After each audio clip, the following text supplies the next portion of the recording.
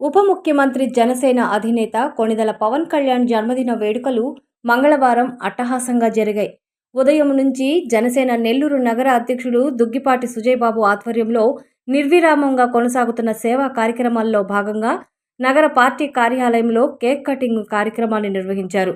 సుజయ్ బాబు cake cut చేసి అందరికీ పంచిపెట్టారు. Party కార్యాలయం వద్ద పెద్ద ఎత్తున బాణాసంచా పేల్చి సంబరాలు చేసుకున్నారు.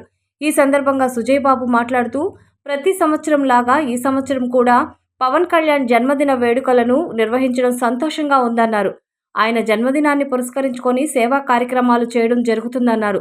జనసేన పార్టీ నేతలు, కార్యకర్తలు సమస్యలు పరిష్కరించడమే కాకుండా సేవా కార్యక్రమాల్లో ప్రజలకు చేరువ కావాలనే పవన్ కళ్యాణ్ చెప్పిన మాటలను స్ఫూర్తిగా తీసుకుంటున్నామని ఈ సందర్భంగా తెలియజేశారు. అందరికీ నమస్కారం.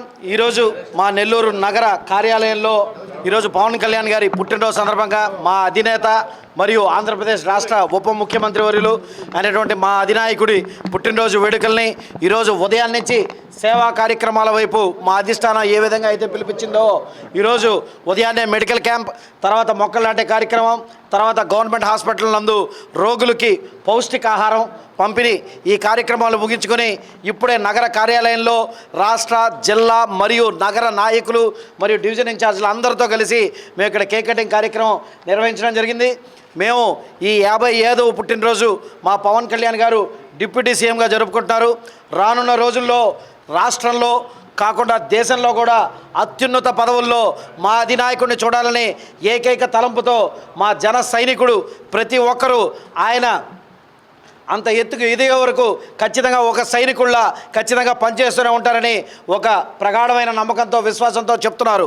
ఎందుకు చెప్తున్నారా అంటే, ఒకటి ఆయన మీద అభిమానమే కాదు, అటువంటి నాయకుడు ఈ రాష్ట్రానికి, దేశానికి అవసరం.